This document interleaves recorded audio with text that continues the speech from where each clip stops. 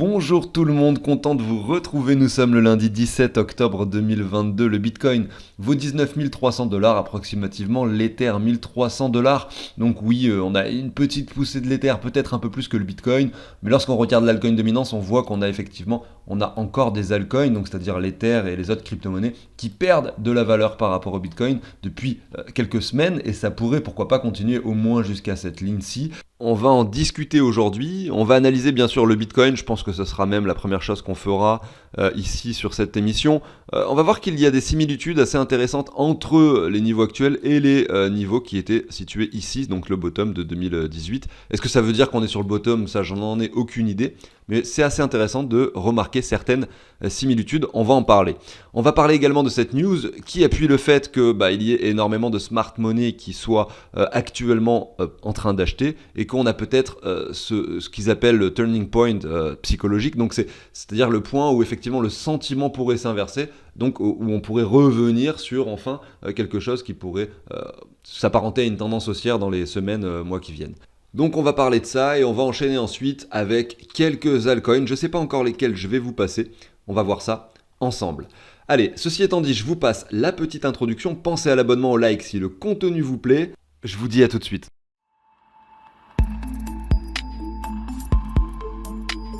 C'est parti, avant de vous montrer les quelques analyses que je vais vous faire et qui sont en l'occurrence assez intéressantes sur le Bitcoin, vous allez voir, je vous montre un site qui a été créé par des amis à moi. Il n'y a aucun partenariat, je fais ça uniquement pour les aider. Donc ils lancent leur site avec un événement spécifique qui débute dans 2 jours et 16 heures. Il y a un timer en haut, j'en reparle juste après. Mais pour vous expliquer, ce sont des objets qui sont imprimés au moment où vous passez la commande. Tout est fabriqué et tout vient d'Europe, voilà, c'est pas made in China. Et les objets vous sont envoyés dans un délai d'environ 1 semaine. Et il faut savoir qu'il y a plusieurs collections. Là, je suis sur la collection Shiba Inu, c'est pour ça que vous voyez la tête de chien partout.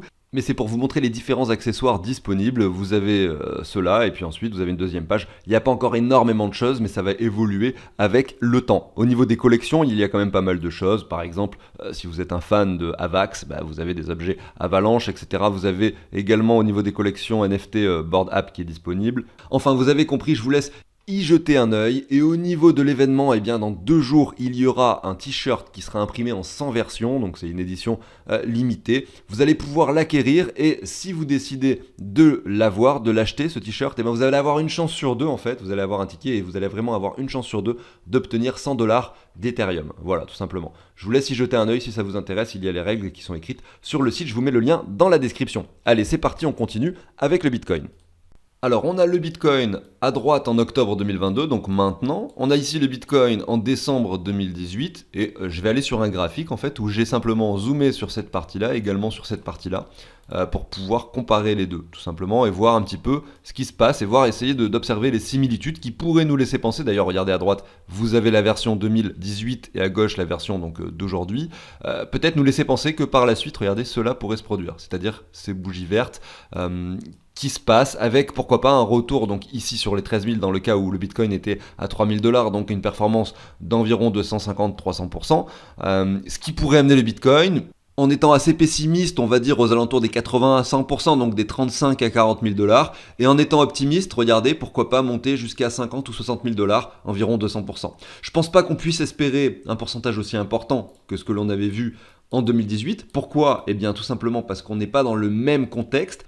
Ici, le Bitcoin valait 3 000 $, sa capitalisation était à peu près 6 à 7 fois moins importante qu'aujourd'hui. Donc, effectivement, plus un actif est capitalisé, finalement, et moins il est volatile. Donc, moins il est volatile, ça veut dire que moins ses pourcentages de fluctuations seraient importantes. Donc, c'est valable à la fois quand ça chute et quand ça monte. Donc là, si on prend les moins 85% de 2018, et qu'on regarde le pourcentage actuel de baisse, on est à moins 75.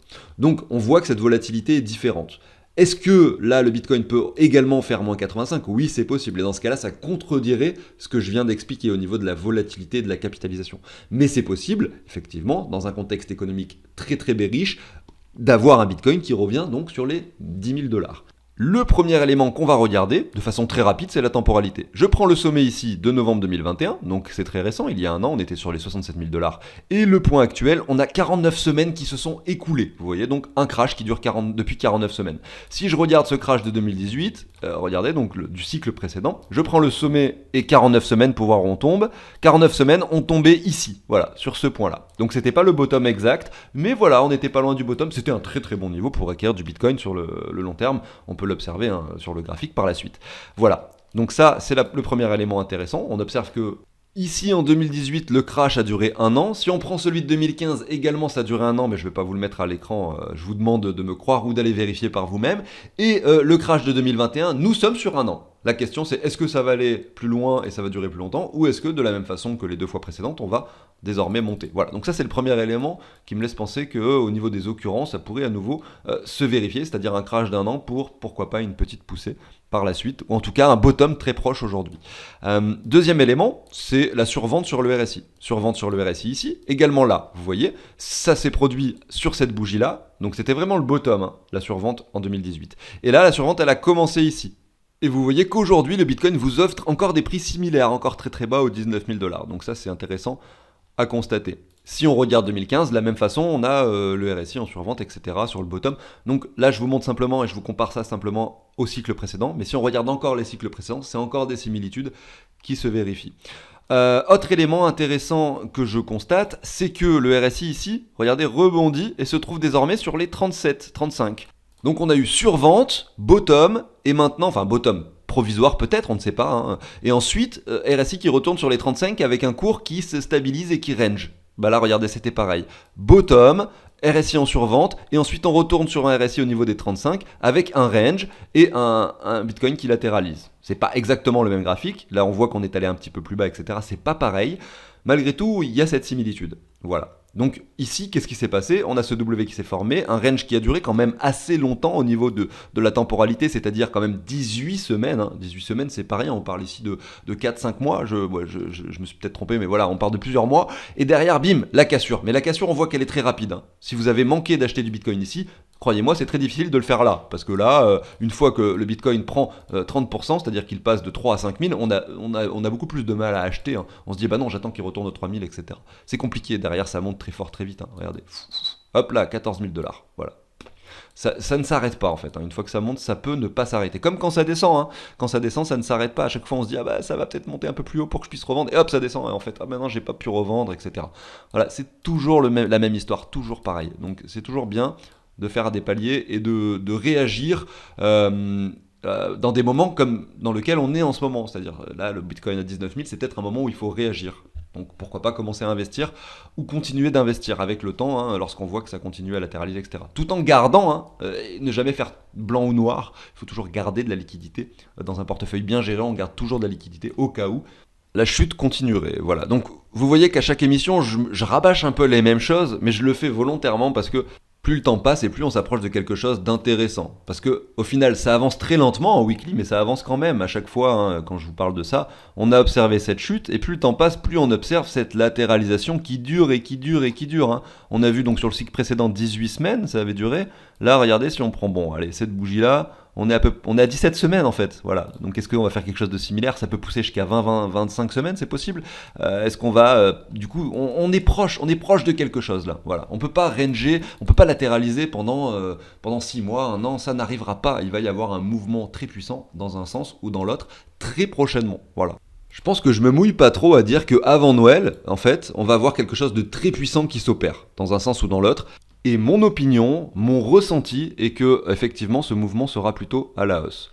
Mais il faut bien comprendre que quand vous regardez des personnes qui font des vidéos sur YouTube comme moi et d'autres, souvent ces personnes-là ont des portefeuilles crypto, c'est-à-dire qu'ils ont investi dans les cryptos avant de faire des vidéos sur YouTube. Je pense pas qu'il y en ait qui se lancent sur des analyses graphiques sans avoir commencé à acheter, etc. Ou alors, faut être un petit peu fou et très motivé pour faire ça. Mais ce que je veux dire, c'est qu'ils ont des portefeuilles crypto, et en fonction de ce qu'ils ont dans leur portefeuille, leur opinion va être biaisée. C'est-à-dire que moi, j'ai plus de crypto que de fiat, et c'est effectivement ce sentiment que ça va monter, ce qui est logique. Si je pensais que ça allait descendre, j'aurais peut-être plus de fiat, etc.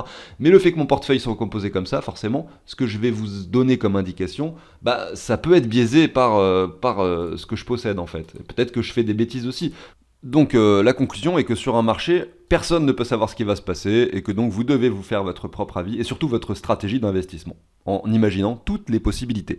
Au niveau de la news dont je voulais vous parler, donc il y a un milliardaire qui s'appelle Chamath Palihapitiya, d'origine sri-lankaise, qui était un des premiers ingénieurs de Facebook au tout début de Facebook, qui ensuite a créé sa société d'investissement qui s'appelle Social Capital. Ils vont investir dans des startups pour les aider à démarrer, etc. Et ils vont essayer de bien les sélectionner pour essayer effectivement de gagner de l'argent derrière. C'est un peu le principe d'une société comme celle-ci, à savoir que le but est de bien gérer son risque, etc. Et en sachant qu'il est devenu milliardaire avec ça, on peut imaginer qu'il a plutôt bien géré son entreprise. Et ben, cette personne-là pense qu'on est sur un point, en tout cas on est sur le point d'inverser cette tendance parce qu'il y a beaucoup de smart money qui arrivent et que finalement l'aspect sentiment de marché psychologique est en train de s'inverser aujourd'hui. Et je trouve que ça colle bien avec les analyses que j'ai fait précédemment. Mais je tiens à préciser qu'il faut toujours se méfier lorsque vous avez des news qui parlent, en tout cas qui tentent de prédire la position d'un actif en général. Puisque des fois, eh bien, on sait que la majorité a tort, et quand on fait que de rabâcher à tout le monde que peut-être c'est le bon moment d'acheter, peut-être qu'en fait derrière on a quand même une dernière vague baissière qui s'opère pour sortir tout le monde, pour faire paniquer tout le monde, etc. La majorité a tort en fait. Donc quand on part de ce principe-là, quand on sait que la majorité a tort et qu'un média va rabâcher quelque chose à une majorité de personnes, eh bien il faut garder à l'esprit que c'est peut-être l'inverse qui va se produire. Malgré tout, là je ne suis pas sur un site d'actualité forcément très connu, et cette news-là, vous n'allez pas la trouver à tous les coins de rue, et sur BFM ou autre, donc je suis assez confiant sur le fait de vous en parler. Donc cette personne-là pense que nous sommes potentiellement sur un processus de bottom en ce moment, on va dire qu'on peut appeler ça comme ça. Il explique qu'en ce moment, il y a beaucoup de personnes avec des gros montants qui réentrent dans le marché, et là, concrètement, il explique un peu le processus. On peut dire le processus de retournement de tendance long terme. On a d'abord les algorithmes qui vont pousser le marché dans une direction. Donc les algorithmes, c'est tout ce qui est bot d'arbitrage, tout ce qui est exchange, tout ce qui est vraiment ceux qui sont à la base de la direction du prix d'un actif. Derrière, on a les fonds d'investissement. Une fois qu'on a un marché qui a validé plusieurs choses, on a les fonds d'investissement qui vont se mettre à investir, ce qui va permettre d'augmenter cette fois-ci de façon beaucoup plus importante le prix d'un actif.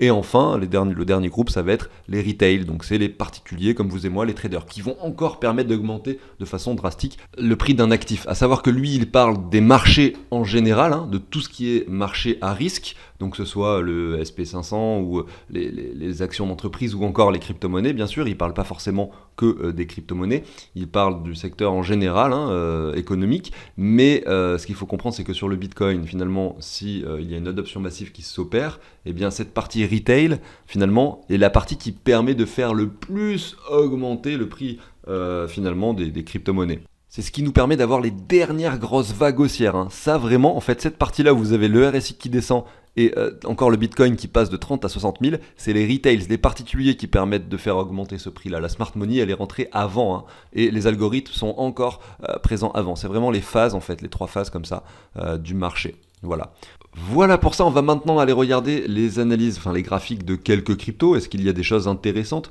Moi j'aime bien aller voir ce site-là, CryptoBubble, tout simplement pour essayer de voir un petit peu ce qu'il se passe. Et là on est sur les cryptos du top 100, et on voit que les 3 plus grosses performances c'est QNT, Casper, HT.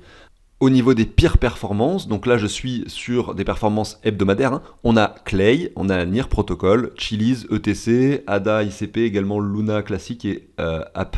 Mais vous voyez qu'en fait, on a parmi, donc il y a beaucoup plus de rouge que de vert. Donc ce qu'on va faire, c'est qu'on va aller regarder les graphiques des cryptos qui sont selon moi potentiels et qui ont beaucoup chuté, qui peuvent être intéressantes pour de l'investissement. On va notamment regarder Chiliz ici, et on va regarder Clay également, on va regarder ces deux-là. On pourrait regarder NIR, mais bon, je n'ai pas le temps de tout faire. On va commencer avec acheter donc UOB Token. Donc c'est assez impressionnant, il est passé donc de 3-4 dollars approximativement, il a touché les 8 dollars pour aujourd'hui se retrouver à 7,45 et on n'a pas forcément l'impression que cette hausse est terminée. Est-ce que c'est le moment d'acheter de l'hélium ? Bon, je crois pas, regardez cette ligne, c'est une ligne de résistance très importante. Donc si on l'atteint, effectivement il y a quand même une forte probabilité pour qu'on revienne chercher des niveaux inférieurs. Une poussée aussi rapide, aussi importante est souvent suivie par un dump tout aussi important. Quand je dis souvent, ça veut dire que ça ne se produit pas forcément. On peut très bien casser cette ligne et aller to the moon pour Helium, mais alors c'est pas ce que j'imagine en premier lieu. Donc aujourd'hui, moi, j'en avais un petit peu dans le portefeuille. Quand je vois ça, j'ai pas du tout envie d'en acheter. Je me demande au contraire, en fonction de la somme que j'ai, il faut que j'aille voir, hein. D'ailleurs je l'ai pas spécialement fait, je suis en train de découvrir avec vous cette performance. Ce que je fais quand je vois ça dans ces cas-là et que j'en ai dans le portefeuille, c'est que je vais voir combien j'en possède, quel pourcentage ça représente de mon portefeuille, et ensuite je prends la décision adéquate. Si ça représente un très faible pourcentage et qu'en fait cette hausse n'a pas changé grand-chose sur mon portefeuille, finalement je vais toujours le hold, je pense que je vais le garder sur du plus long terme. Si malgré tout je vois qu'en fait j'en avais une assez grosse quantité et que là le pourcentage passe sur quelque chose d'assez important, même trop important par rapport à la diversification de mon portefeuille, à ce moment-là, je vais me séparer de certains de mes héliums, probablement pour acheter du Bitcoin, parce qu'on est dans un contexte bearish actuellement sur le marché. C'est dommage de repasser en fiat, selon moi. Sauf si on est en manque de fiat et qu'on souhaite en obtenir pour investir plus bas sur des paliers au niveau des cryptos de façon générale. Voilà, vous avez compris mon point de vue. Donc on a une crypto, comme je le dis, qui revient sur un niveau de résistance assez important avec cette poussée qu'on a eue cette dernière semaine. Ce que je peux faire ici avec vous, c'est mettre un Fibonacci. Alors je vais pas prendre, est-ce que je prends cette mèche d'excès? Oui, allez, on la prend. Je prends le Fibo qui récupère toute cette baisse, voilà. Et je vais passer en daily pour voir un petit peu les dessins qui se sont passés. Ouais, c'est vraiment violent et puissant, il n'y a pas de W, il n'y a rien. Alors il y en a peut-être eu un en daily de W, oui, ici, qui était assez propre d'ailleurs. Mais vous voyez, les confirmations, j'aime pas les acheter, je le répète encore. Ici, on confirme le W, on passe direct de 4 à 5 dollars. C'est très fort comme bougie, c'est dur d'acheter sur une confirmation comme ça, je pense. En plus, il n'y a pas de retour de neckline, etc. Donc oui, très puissant comme mouvement. J'aurais tendance à penser que là, c'est pas terminé. Quand on voit ça, on n'a pas l'impression que le mouvement est terminé. Il n'y a rien qui nous indique que c'est terminé. Malgré tout, attention, en surachat au niveau du RSI, on est sur une forte résistance. On pourrait venir s'appuyer ici, vous voyez, avoir un RSI qui fait quelque chose de moins haut et derrière retracer, mais c'est trop tôt pour le dire. Et si on vient le percer, le niveau ce sera les 23,6 de Fibo. C'est ici les 23,6 aux alentours des 12 dollars. Et là, on viendrait chercher vraiment cet ancien point bas ici. Donc je peux mettre une ligne horizontale également ici, qui est la deuxième ligne de résistance. Si on casse celle-ci, derrière on a ce niveau-là où le cours de Helium a énormément travaillé avant le bear market. Enfin, avant vraiment qu'on enclenche ce bear market ici en mai et en juin, donc quand il valait 9 à 10 dollars. Donc c'est une zone qu'on pourrait facilement réintégrer si jamais on a cette perspective de hausse qui continue sur ce token. Mais c'est pas le token sur lequel j'irai investir aujourd'hui. Quand je vois ce graphique et ces bougies vertes, je privilégie pas cela bien sûr. On va aller voir maintenant, comme je le disais, Clay. Donc Clay par rapport au dollar. Lui en revanche, il a plutôt un graphique dans le rouge, avec des performances négatives cette dernière semaine. Je mets en hebdomadaire, on voit que là au niveau de l'historique ça remonte au mois de juillet 2021. Je trouve que c'est pas suffisant sur TradingView malheureusement par rapport au listing sur les échanges, vous n'allez pas avoir suffisamment d'historique. Dans ces cas-là, moi je vais sur CoinGecko et je regarde un peu. Donc le token existe ici depuis 2019, donc c'est vieux, et on voit qu'il a touché un sommet, son sommet était aux alentours des 4,24$. Donc il y a eu une réelle euphorie qui s'est opérée, on revient aujourd'hui sur les 14 centimes. Donc les niveaux avant bull run. Bon alors on était à 8 et 10, voilà, ici on avait touché les 67. On est revenu sur un niveau avant bull run. Donc c'est une crypto-monnaie qui fait partie des crypto-monnaies qui n'a pas vraiment pris de la valeur avec cette phase haussière et ce bull run. C'était que de l'over-spéculation et derrière on retrouve son prix initial. Donc on voit que c'est pas une crypto-monnaie, on va dire, comme ADA, comme le Binance Coin, comme d'autres qui ont fait des réelles prises de valeur pendant cette phase haussière que l'on a connue en 2021. Malgré tout, on revient bas, on n'est pas sur un all-time low, on voit que le niveau record bas historique c'est 6 centimes, donc on est toujours au-dessus aujourd'hui. Est-ce que c'est le moment d'investir? Moi quand je vois ça, ça me donne pas spécialement envie. J'aime bien regarder les cryptos qui sont en train de chuter pour voir s'il y a des perspectives d'investissement, mais là au vu de cet historique et au vu de ce que j'ai à l'écran, ça me donne pas forcément envie. J'aimerais bien avoir quand même des choses plus intéressantes. On a vu sur le Bitcoin par exemple qu'on était plutôt sur un range, vous voyez, comme ça, alors que là on fait vraiment un nouveau plus bas sur Clay. Donc j'aimerais bien voir, peut-être que ce range pourrait se dessiner si on fait cela, voilà. Un truc qui montre une latéralisation réelle. Là on a ralenti cette baisse tout de même, on a ralenti cette baisse, comme sur la plupart des crypto-monnaies, mais c'est pas quelque chose de suffisant, mais même si je pense que voilà, si c'est un projet qui vous intéresse réellement, un palier d'investissement sur les prix actuels après une semaine baissière comme celle qu'on vient de vivre, je pense que c'est pertinent. Mais là, comme ça, moi j'aurais tendance à être un peu plus patient en tout cas pour investir sur ce genre d'actifs. On va aller voir Chiliz qui est établi moins 10%, qui semble être en train de monter depuis tout à l'heure, lorsque je vous allais montrer cette petite bulle au niveau de Chiliz. Donc chez CHZ par rapport au dollar. On va regarder sur Binance, on va se mettre en weekly. Voilà, Vous voyez que là, on a des performances négatives sur une semaine, et par contre, en revanche, on a quelque chose d'assez intéressant à l'écran, notamment un cours qui avait énormément performé entre le mois de juin, ici, et le mois de septembre, que là, on revient sur des bougies rouges, c'est ce qu'on recherche si on veut investir, un retour dans une zone qui serait appropriée, par exemple par ici. Je pense que je l'ai analysé plusieurs fois ces dernières semaines, mais si je reprends un Fibo comme ceci, on voit que la zone privilégiée d'investissement serait entre les 15 et les 12 centimes. Vous voyez ici sur cette mèche de la semaine précédente, on a quasiment touché les 15 centimes. On a touché les 16,30 à peu près. Là on est à 18. Voilà, c'est la zone que je privilégierais si jamais je devais investir sur Chiliz. À savoir qu'on le voit directement à l'écran, mais c'est la différence avec Clay. Chiliz a eu une réelle prise de valeur pendant ce bull run de 2020. On est passé de 1 centime, ici, à 18 centimes, et le bottom est à 8 centimes. Donc on est sur un x8, vous voyez, alors que Clay, on est revenu sur les niveaux précédents. Donc on n'est pas sur le même genre d'actifs, et je privilégierais ce genre d'actifs tel que Chiliz plutôt que Clay, en tout cas pour un investissement moins risqué, on va dire. Si vous souhaitez prendre plus de risques, effectivement, des crypto-monnaies avec lesquelles vous pouvez faire plus de performance, sont plutôt celles que, voilà, comme Clay que l'on a vu précédemment. En revanche, pour quelque chose de plus sûr, avec un projet qui a priori a déjà fait ses preuves, parce que quand on a une prise de valeur, d'une valeur donc d'un x8 tout de même, ça veut dire qu'il y a vraiment quelque chose derrière. Alors que quand on a une crypto qui monte pendant un bull run pour redescendre au prix précédent, on peut supposer qu'il n'y a pas eu de réel produit qui est sorti, qu'il n'y a pas eu de réelle avancée, en tout cas décisif, sur la décision des investisseurs. Vous voyez ? Donc, je suis plus optimiste sur ce genre de choses. Alors, qu'est-ce que j'avais dit qu'on ferait également Casper, 35%. Donc, très très belle performance pour Casper. J'en ai un petit peu dans le portefeuille, mais je pense pas suffisamment pour aller le vendre par palier, comme j'expliquais ça tout à l'heure. Donc, c'est SPR, USD. Je ne sais pas si j'arriverai à avoir un bon graphique avec beaucoup d'historique sur Casper. On va regarder par ici. Je vois qu'il a été listé du coup, parce que là je viens de l'ouvrir à l'instant KuCoin. Il a été listé récemment sur KuCoin en fait. Voilà, et si je regarde ici son historique, c'est une crypto-monnaie assez récente finalement. Donc voilà, depuis mai 2021, son prix était insensé à son démarrage. Pour revenir sur une moyenne entre les 8 et les 10 centimes, son sommet ici, on va dire 2021, 29 novembre, lorsque le Bitcoin a touché les 67 000, on avait un Casper à 21 centimes. Aujourd'hui il vaut 5 centimes, ouais c'est plutôt pas mal, mais j'aimerais bien vraiment trouver un graphique avec beaucoup d'historique, enfin en tout cas avec plus d'historique, mais je sais pas si je vais y arriver. OKX peut-être, ouais là il y a pas mal d'historique, c'est pas mal, c'est un perpétuel mais c'est pas grave. Donc on voit que ouais, je prends pas en compte cette partie précédente du graphique qui ne reflète pas vraiment sa valeur.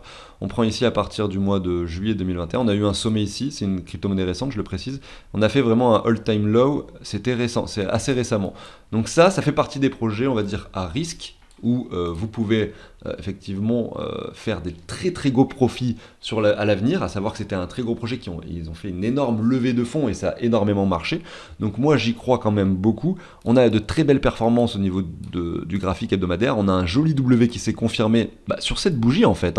Donc si vous voulez acheter des confirmations, en fait c'est le moment d'acheter, à 4,7 centimes. Mais après un 40% de performance, moi j'aime pas. Donc le niveau sur lequel j'irais acquérir du Casper si je voulais en acheter maintenant, ça serait à minima un retour donc, sur la neckline qui se trouve par ici, pour être sûr d'en acquérir, on va dire pas sûr, mais pour avoir plus de chances d'en acquérir, monter un petit peu ce niveau-là, par exemple aux alentours des 41, vous voyez un peu au niveau du chiffre psychologique des 40, et derrière vous avez les 34 aux 29 qui peuvent être très intéressants sur un retour en zone de rechargement. Mais vraiment pour être sûr de ne pas rater le train si jamais vous voulez investir dans Casper, en tout cas pour avoir plus de chances de ne pas rater le train, ça serait ce niveau des 41, parce que là on a une jolie structure qui s'est dessinée, qui pourrait être suivie par une continuation haussière, bien entendu. Voilà, donc j'arrive sur la fin de l'émission. Sachez sur la chaîne qu'il y a cet outil d'investissement que je vous partage qui vous permet d'ajouter des cryptos et d'ajouter tout ce que vous possédez et leur montant, etc. Donc par exemple si vous mettez Ether ici, il y a son prix qui est récupéré en temps réel par le programme et qui s'actualise tout seul en fait. Regardez, 1285 toutes les 5 minutes, vous avez le prix des crypto-monnaies qui s'actualise tout seul. Vous allez dire combien vous en possédez sur chacune de vos plateformes, Binance, Coinbase, votre MetaMask, etc. Vous mettez vraiment tout ce que vous possédez. Derrière ça vous fait le total par rapport à ce que vous avez investi, parce qu'il y a aussi un onglet où vous pouvez mettre combien vous avez investi, etc. Par rapport à ce que vous avez investi et ce que vous possédez, donc en stablecoin, en crypto. Ça va vous dire combien vous êtes en train de gagner, la répartition de vos cryptos. Vous avez plein de petits graphiques très intéressants sur comment se positionne votre portefeuille. Parce que si vous avez de l'argent sur plein de plateformes différentes, ce tableau, ça va vous aider en fait à tout réunir au même endroit. Voilà, tout simplement. Et ça permet également de calculer les plus-values. Ça peut être une aide pour les déclarations d'impôts. Donc, lorsque vous allez faire des achats et des ventes et vous passez de l'euro à des cryptos ou des cryptos à des euros, vous le mettez ici et derrière, ça vous calcule des plus-values, tout simplement. J'explique tout ça bien plus en détail. Donc, vous allez dans la description de cette vidéo, vous allez vous retrouver un lien sur une émission où j'explique beaucoup mieux ce tableau et également un autre lien qui vous amène sur le site de CryptoGameRace pour effectuer une donation si vous souhaitez l'obtenir. J'espère que cette émission vous a plu, je vous souhaite une excellente journée, je vous dis à très bientôt sur la chaîne, probablement demain. Allez, salut tout le monde.